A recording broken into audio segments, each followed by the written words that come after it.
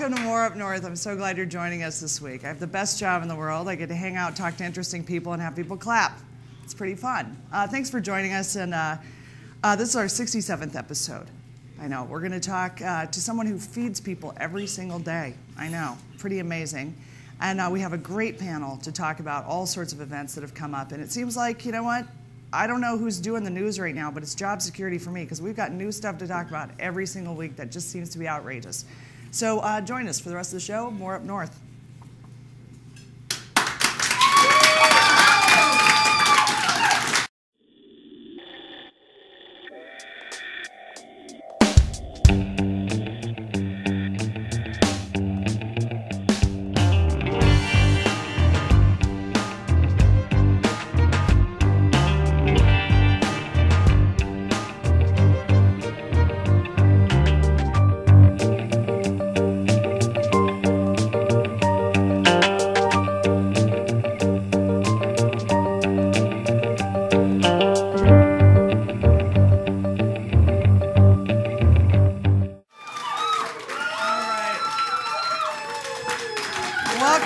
Welcome back to More Up North. He feeds people every single day.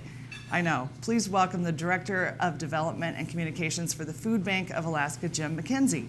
Thank you for having me. Oh, it's my pleasure. I know that you probably are busier this time of year because people are like, oh, can we talk about turkeys and hams and what you folks need? It's very crazy right now. Yeah, and I know that it's a struggle all the time to be getting enough donations to supply as many people that have needs.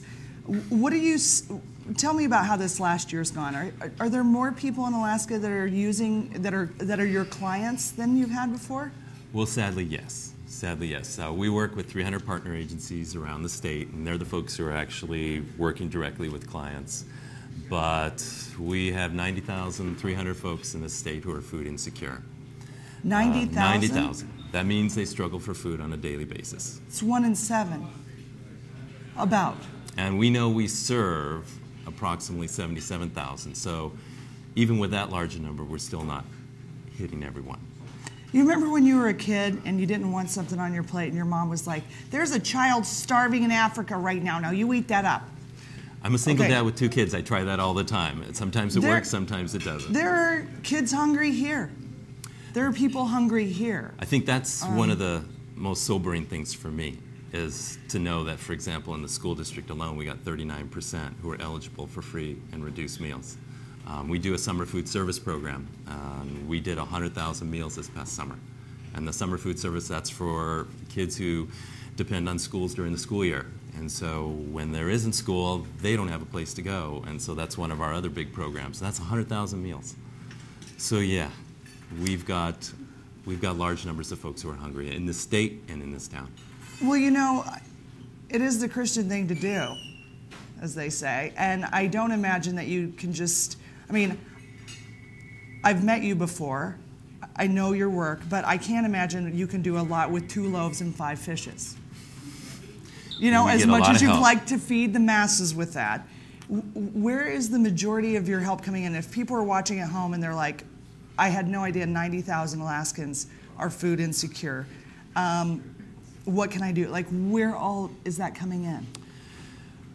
We're really blessed. It's having 90,000 as our market, if you will, is a horrible thing. And so we need the help of folks here in the state. And really, it's individual Alaskans. And it's the corporations and it's the businesses here in town. It's not government grants. It's not the federal government. It's the people who are right now we're getting, as you can imagine, because it's the holidays, we're getting all kinds of letters. We get from $250 checks to $10 to $15. I get letters from people saying, and handwritten letters going, I saved so I could give to you this month. And that, I mean, it's the folks here in the state who are doing what they can to help us. So it's the individuals and the corporations and the businesses, the retailers we work with help us with food, Walmart, Fred Meyer, Cars, Safeway, Target, but it's the individual Alaskans. So what do we need right now? We need funds, we need food, we need whatever your passion is, because we can't do it alone. We have lots of people who are helping. But with 90,000, it's a steep climb. We did about 6.6 million pounds of food distributed to our network. but we know the need is 13 million pounds. So we're climbing uphill. We're climbing uphill. You're telling me these numbers, and it kind of blows my mind. Millions of pounds. We hope it does. You know, millions of pounds of food. 90,000 Alaskans who are food insecure. This is, you know, is it the majority in one area? Is it rural Alaska that suffers worse? It's across the state. It's everywhere. I mean, we distribute from Annette to the Aleutian Chain to Anaktuvuk Pass. My understanding is that the military families, too, come and use your services at times. There are many faces to hunger, and hunger, it strikes everybody. I mean, a lot of people have an assumption about what a hungry person is. We know that most of the folks, 45% have jobs. They have education. They have kids. Some have more than 2 jobs. You know what? It's weird about kids, and you have 2, I have 1. So consider us experts. They want to be fed every day. It's not like just at the holidays. Like, here's a piece of ham. That ought to last you to Easter. We'll have some green bean casserole. I love that stuff. I'm working on mine to get to do that. But I mean, but they're choices that they have to be made. I mean, the people are making choices for medicine and transportation and utilities and rent. And that's what, you know, Susanna Morgan, who's our executive director, she said, it's a logistics problem. This isn't a human problem in the sense that we have to change as a people to fix this. This is a situation where it's just getting food from point A to point B.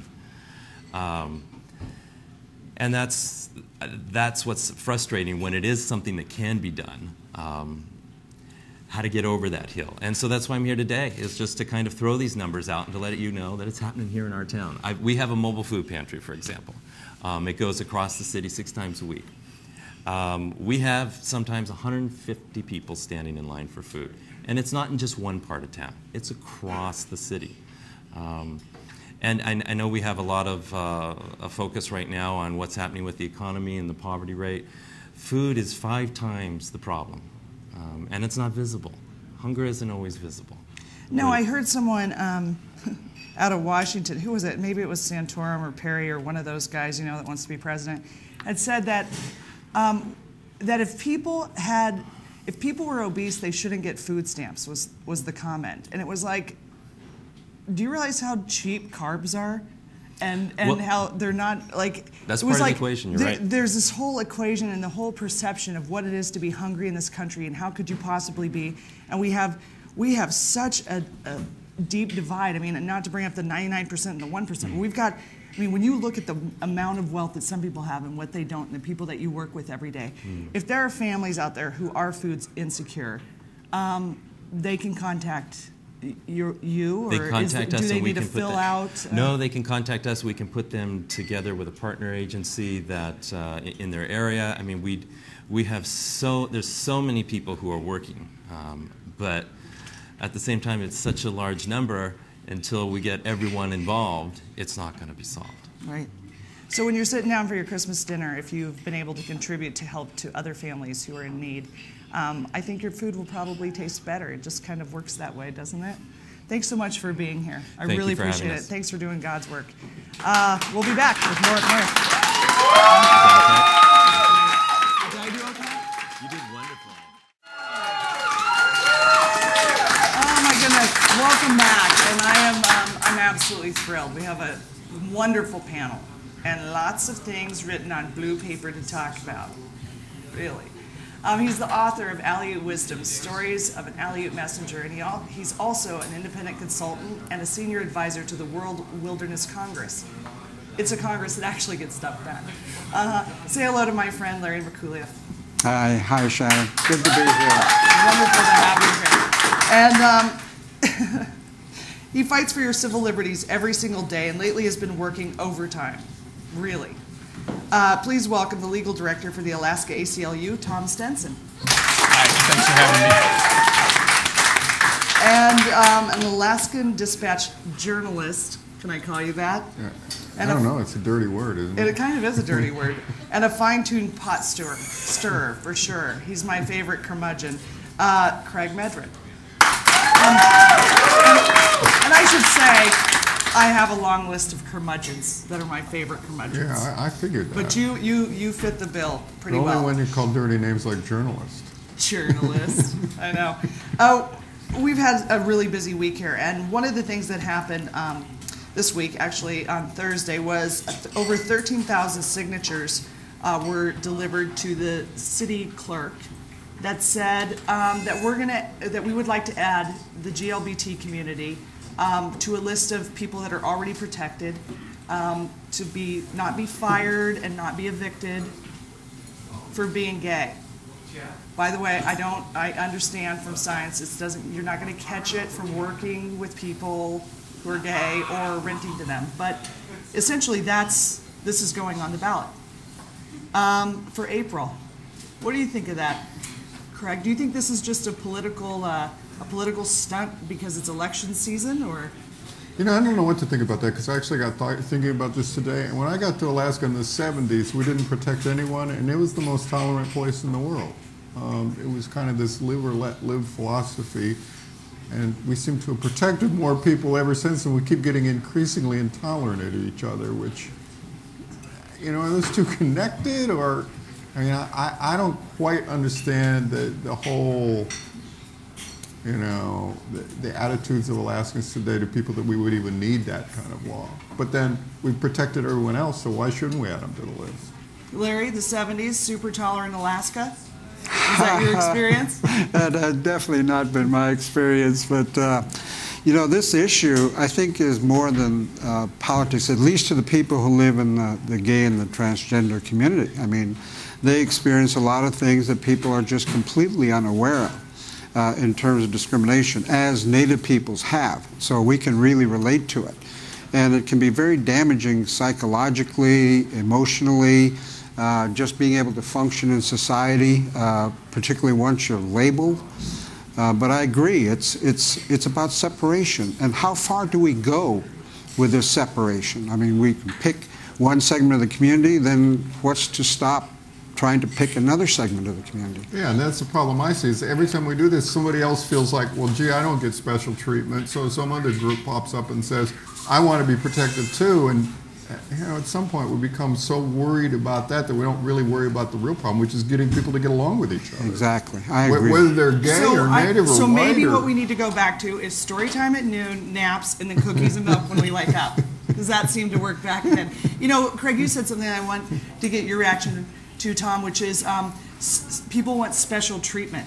You give some people special treatment, then everybody's going to want special treatment. I think that this is part of the meme that's going to come out for people that don't want this to pass, to call it special treatment, when, you know, really it seems like you're just adding them to a list of race, religion, which is a lifestyle choice, really. I mean, I as far as I can tell. What's your take on that? Well, I mean, I can't speak for anybody in the One Anchorage movement. I don't think that that these are special rights of any kind. I mean, these are rights that we've extended to all sorts of groups of people, and legally, I think the courts have recognized that that it's important to regulate the way people are hired and fired, and the way and when people can rent apartments. That's part of ordinary economic regulation.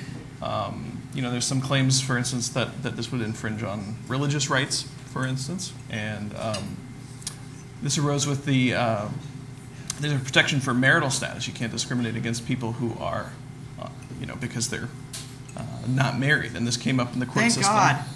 Or unmarried, which is really the group that the people were trying to protect.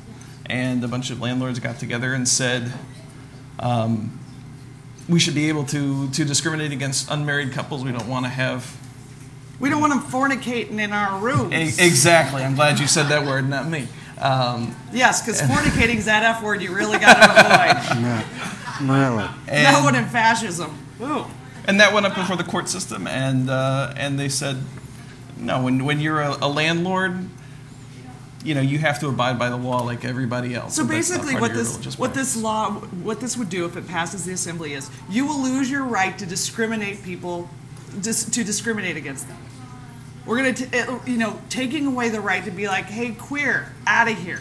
You can't do that anymore. You'll have to find some new You're going to have to go into the closet to be a jerk. That's what this law would do. Yeah, and I totally understand people who are fervently on the religious side, and they have the rights to their own beliefs.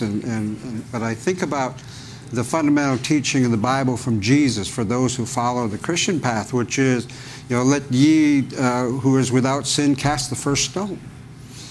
I mean, that to me, when you single out a group like that and said, we want to be able to judge, that in effect is violating that teaching. Well, and it's the greatest irony of this is that the people who inevitably are going to lead the opposition are in the religious community, which is already protected. You can't discriminate against people on the basis of religion. And I would say that religion is a lifestyle choice, because it is. We got to run to a break. We'll be back with more with our panel.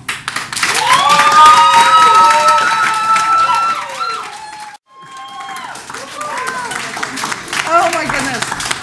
Well, you would have had to be here over the break, here at the Taproot, and you're always welcome to come down and join us at 5:30 on Thursday nights for our taping. Yeah, you'd know what I really think, because I'm kind of subtle like a chainsaw. So we're back here. Other things coming up on the ballot for next year is coastal zone management. Yes. Larry, do you think that maybe locals should have a place, by the way? And we're in this situation because Governor Parnell and the Republicans decided that Alaskans didn't need a place at the table. We used to have coastal zone management, and I was a city manager. I knew and understood the effect of it, which does give us some real input into a process of any kind of major development. Right, before it's already permitted. Yeah, but when you think about it, think about how outrageous it is that we've got the largest miles of coastline of any state in the union, but yet every single state has got a Coastal Zone Management Act. Right. Yeah, we're the only exception. Well, everyone with a coast. Except we had one, and it worked pretty well. I remember the city council in Juneau dealing with it all the time, and I think there was some interest that just didn't want local decision-making. Well, there's some interest that thought it was going to stop development, but it never really did that. Yeah, what development has it stopped? I mean, we've got jack-up rigs dragging in here. We've got them wanting to dredge for coal and pull up the sand. What has it stopped? It hasn't stopped anything. I mean, and I don't think it would, but the great fear is that it would. I mean, there are people afraid that instead of just kind of controlling the development, shifting around where it goes so you minimize the impact, that people in rural Alaska in particular would use it to stop things. And of course, everybody's looking at that oil running out and freaking out at that idea. But historically, it's never stopped anything. No, historically, it's never stopped anything. Right, it hasn't. But the big hang-up for the governor was local knowledge. They didn't like that term of local knowledge. Yeah. Because it didn't seem sciencey enough for a guy that thinks the world's 6,000 years old. So, Larry, I have heard you speak, I've read your writing. The capacity that you have for local knowledge, what you saw around you growing up, what you paid attention to, what you learned from elders is like, could fill encyclopedias. They're like 80 gigs of RAM. I mean, right that's there. true. In my generation, local knowledge, by the way, is a term that they compromised on in the state legislature last year when it didn't go through because of that issue. And basically what's at issue is, what is the value of Alaska Native ways of knowing? And no one wants to acknowledge or recognize that it has merit. But I grew up in a way where we can notice the subtlest of changes in the environment because we're out there every single day, and we can be an early warning system. We can see emergent trends before anybody else. Scientists go out there generally in the summertime. They don't go out in the wintertime, so it's like 9 months out of the year they're not observing. But all of our people, because we consume and are connected to wild food so much. I mean, we consume up to 1,000 pounds per capita. That's more than any other group, native or non-native, in the United States. And because of that, we have this intimate connection with the environment. We can see things happening out there before anybody else can, and at the most subtlest of levels. And so to us, it's kind of like a very condescending argument that my people's way, who have been out there for 10,000 years, doesn't match up to the 500-year Descartes system. I mean, from the native standpoint, we know. There is, again, one of those wonderful ironies. This is our governor who doesn't think the faraway feds in Washington, D.C. should be telling the state what to do, but thinks the governor in faraway Juneau should be telling someone out in the Bering Sea what to do. Exactly. Which is, you know, kind of like, yoo-hoo, Sean. Maybe you ought to think about what you're selling here. That should be on a T-shirt. Yoo-hoo, Sean. It's kind of like, remember the Where's Sarah buttons? Where's Sarah? Where is Sarah? Sarah who? I think she's on a show called 30 Rock now. Oh, yeah, that's right. She took the glasses off and got that TV show. It's awesome. It's amazing. Well, the proponents that are bringing this back, and I really, both of the ballot initiatives, the one that's local here, for, what are we calling it? I know the other side's calling it, the gays want to be special or something. Honestly, I can't tell you off the top of my head what it is. It's the Equal Rights Ordinance? Right. So we've got that going, and that came as a reaction to Dan Sullivan after a summer of hate-filled testimony. It was a horrifying summer. The Assembly passed the ordinance that gave them protections, and then he vetoed it. And so he kind of brought this on himself, you know, in some respects. So did Parnell. Yoo-hoo, Sean. He brought this on himself by letting coastal zone management go by. And so when I've heard their apologists for both of those characters say basically this is just political ploys, but I think they're responses to things that were political. Yeah, you don't solve problems in the political system by being an extremist. You solve them by compromise.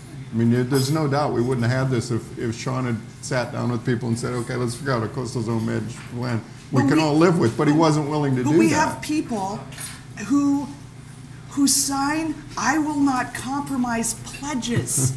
We have Kathy Giesel who signed her name, I won't work with a single Democrat.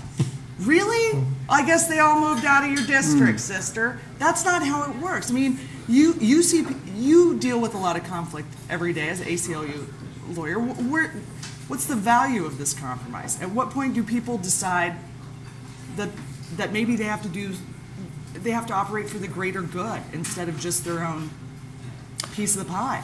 Well, you know, I mean, we're a nonpartisan organization, and well, we have common cause with all sorts of people on all sides of the aisle on different issues. Well, I mean, you've stood up for Rush Limbaugh before. We've stood up for Rush Limbaugh. You know, there are people on the right side of the aisle that we find common cause with. You know, people who are opposed to invasive TSA searches.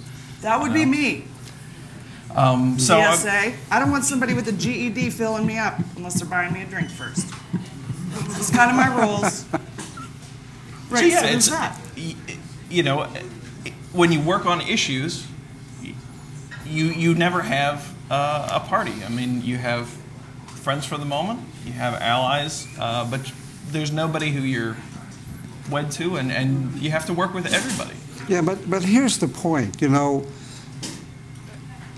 this is something that logic does not fit, and most of us on this quote-unquote liberal side use logic to try to figure things out and say, use logical arguments to do it. But 30 years of trying that, it hasn't worked. Fear works fabulous. Oh, yeah, unfortunately. Just scare people. But I think we need to re-examine how we are approaching these issues in order to reach the general public, because I think if the general public really grasps the issues from a feeling standpoint as well as a logic standpoint, we'll have more people on board.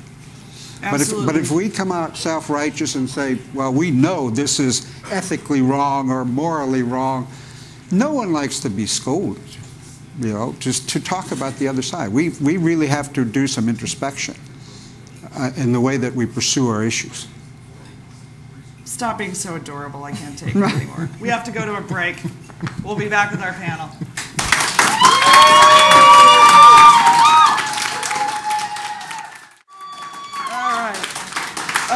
welcome back.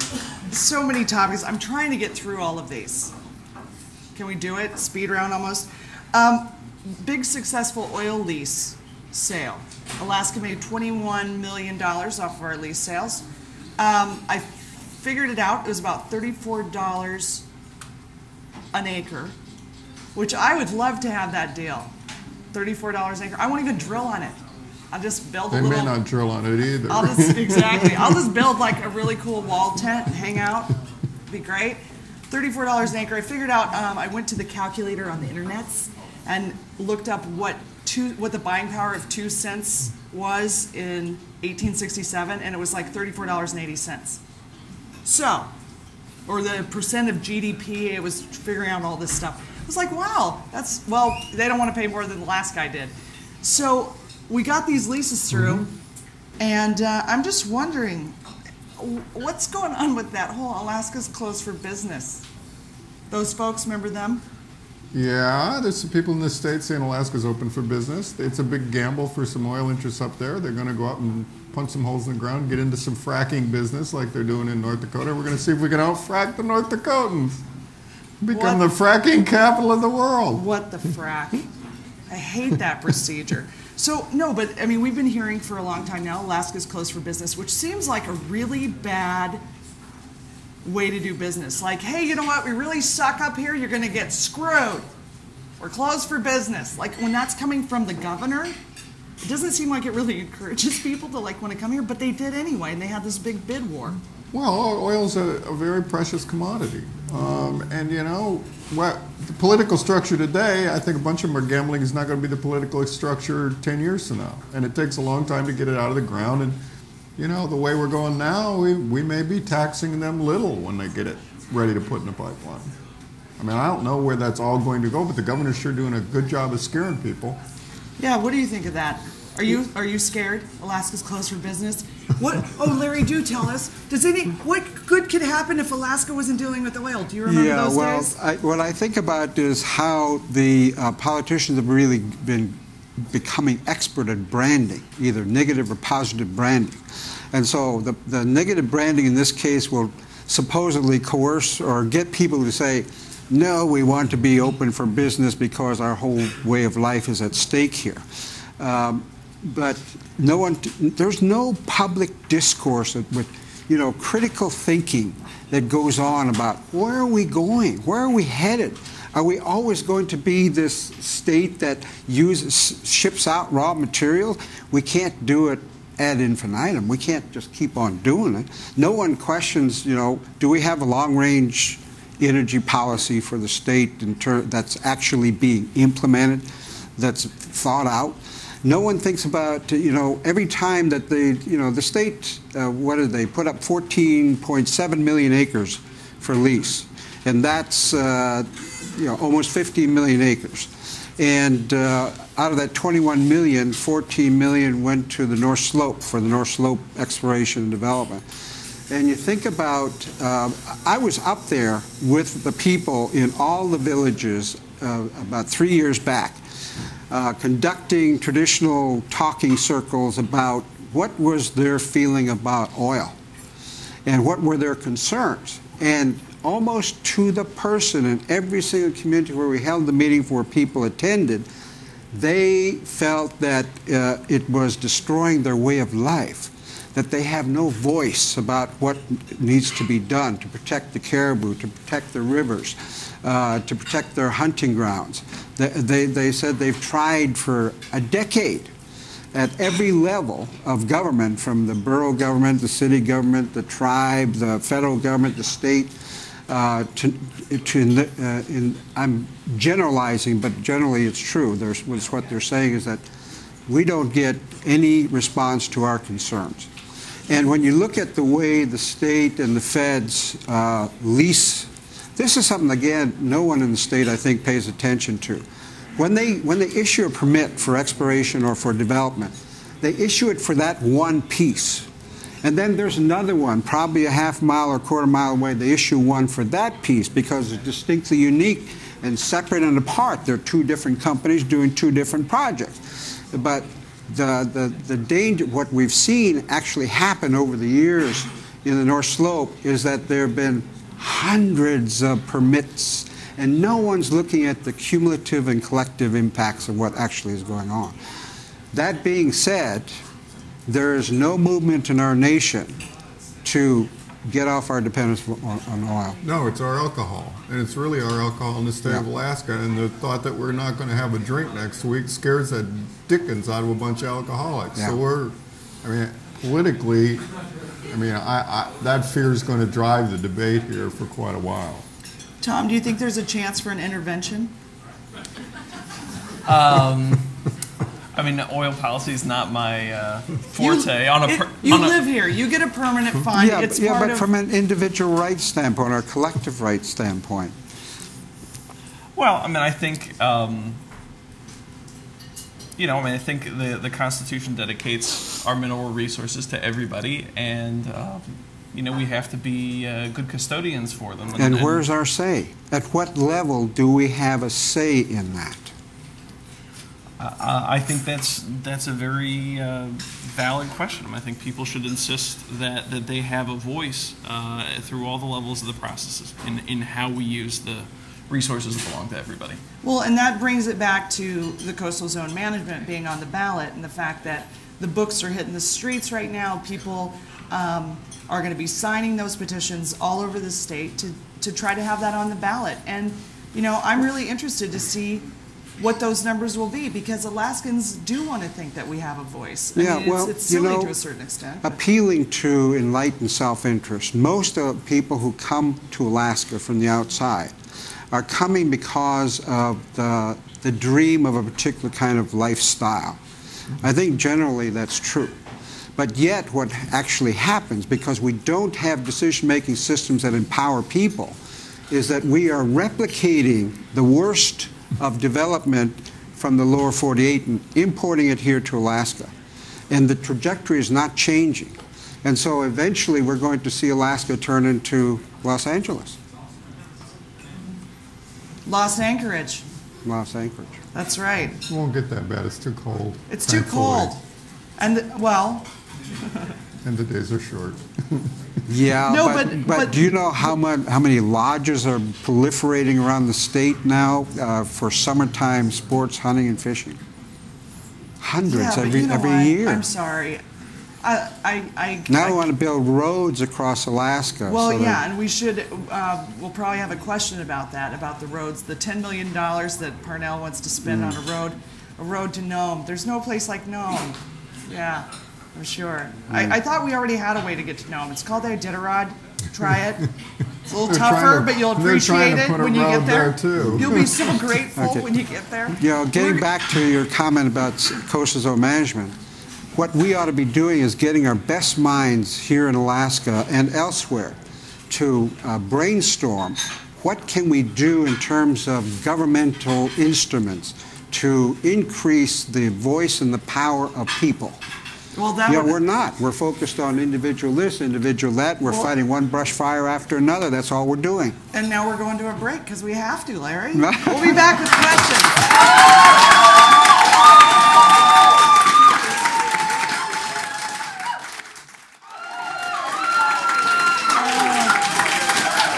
Welcome back.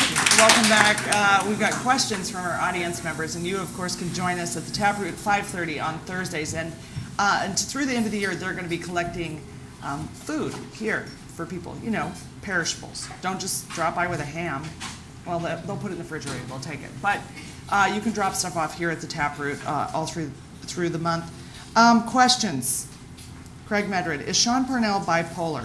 Yes on feds, no on feds.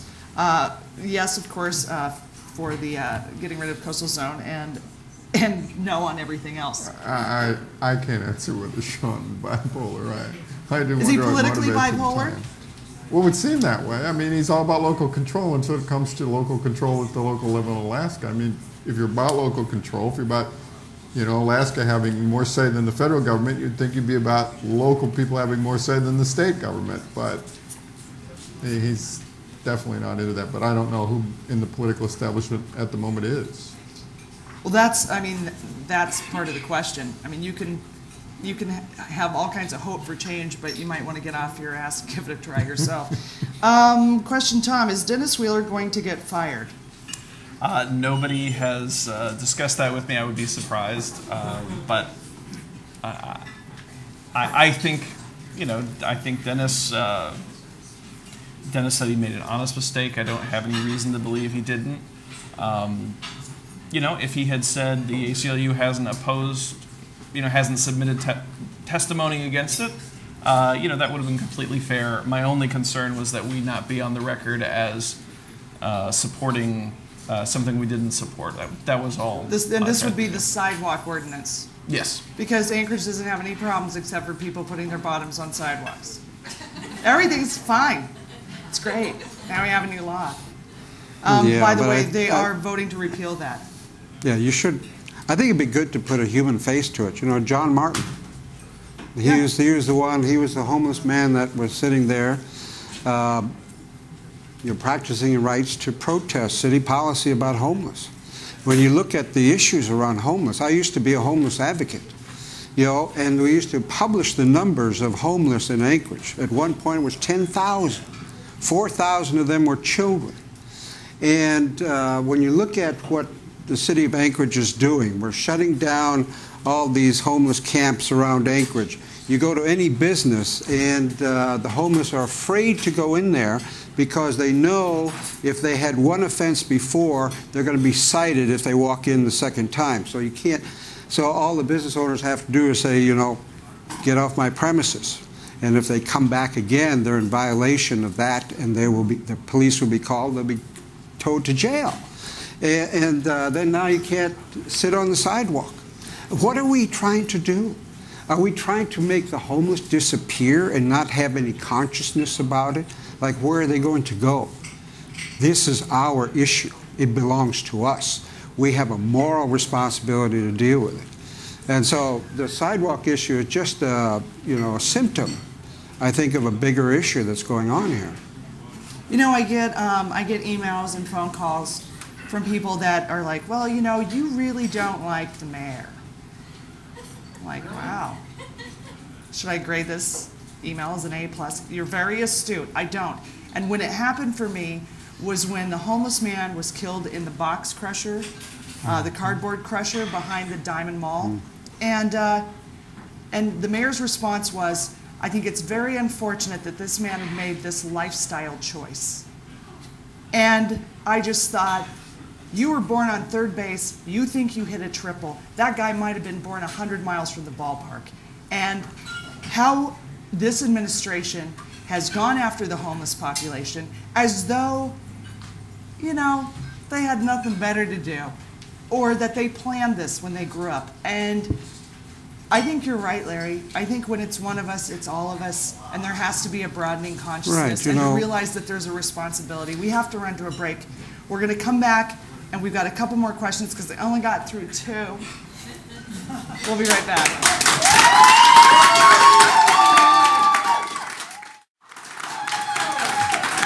Oh, my goodness. Oh, there's so many questions. We could go on for hours and hours. Is there going to be an Occupy Pebble this spring? Open day of trout, Queejack. I think that's a good time to occupy the Pebble area. I plan on occupying I'm going to be occupying my waders, my Sims waders. I am. You think I'm kidding? I can't wait. We could use some butts on the sidewalks about now to melt the ice. And the assembly couldn't even vote. That would take some hot ass, wouldn't it? Hotter than yours or mine. Even the assembly couldn't vote to reinstate $150,000 for sidewalk ice and snow melting downtown. That's awesome. Really?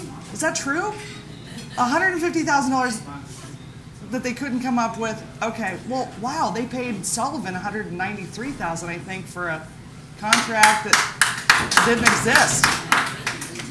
Is it even possible to collect enough signatures in time to have coastal zone management on the August or November 2012 ballots?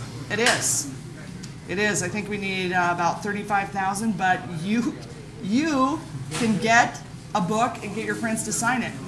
you can come here. I'll have one here as soon as I've got one, and you can sign it on Thursday night with us. I think it's totally possible. Yeah, and in fact, the organizers, the organizers feel like they can have the signatures by the time the legislature opens up. Yeah. That's how confident they are. And I think they can. From all the sentiments that I've heard throughout coastal Alaska, the answer is yes. Yeah. And I'm sure they're going to wade in to help. Oh, I think so. I mean, it's because the signatures have to come from all over, but they've gotten really organized about it, and I think it's totally possible. How does the new SEAC proposal for the new CZMP address the equal protection of rights under the law? I don't know what that question means to you. That sounded like a lawyery question. The new SEAC? SEAC proposal? The Sea Alaska Party proposal for the coastal zone management that they're trying to get on. Okay, so it's the Sea Party like the Tea Party. It's not like that, but so basically, I'm trying to understand who's paying for it. People are contributing to it all the time. A lot of fishermen I know have contributed because they want the coastal zone management to come back. Several borough assembly members, different mayors are involved in this whole thing, and I think they're really clear on their website of who they are. I think they're kind of one of the more open and transparent of the groups. Months ago, the municipal attorney announced plans to investigate possible tax fraud by Jerry Prevost. Since then, crickets. Does anyone know anything on this? Craig? Not heard a word. Maybe Jerry put the fear of God in him. I don't know. They definitely do some creative things there at the Baptist Temple. Don't they? Yeah. Whether or not those are legal, I don't know. I mean, there's a lot of, you can speak to this probably better than I can. There's a lot of freedom given churches in this country to protect their assets. I've seen some of the records arising out of it. The municipal attorney did send a letter requesting any written agreements, but the kicker was that the testimony of Mr. Prevost at his trial was that there weren't any written agreements, and they asked, and he said, if I had my pay stubs here, I could show you. So the interesting thing is that the Baptist Temple for years has been filing statements saying that they don't receive any money from it. Mm-hmm. So, which is one of the requirements in order to get the tax exemption. So I think there's some more shoes to drop on that issue. You know what we call that? You know what we call that on the Shannyn Moore Show and at More Up North? Hinkiness. We do. That's a whole lot of hinky going on. Here, you guys have been such a fun panel. Thank you so much for being here, and we're going to, keep continuing the conversation for a little bit, but there's no way I can get through all these questions. We hope to see you next Thursday here at the Taproot. You can bring your non-perishable food items, like I said. I'll look through them. Is there anything good for me? No, I'm kidding. We'll be handing those off to the food bank. Thank you so much for watching. We'll be back next week.